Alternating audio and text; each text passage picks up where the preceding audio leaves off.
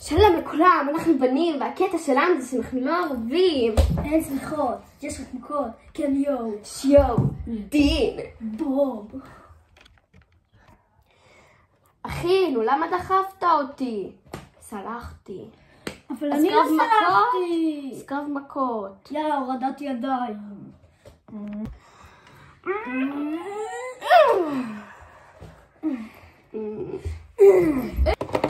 אחי, רוצה קרב ראפ?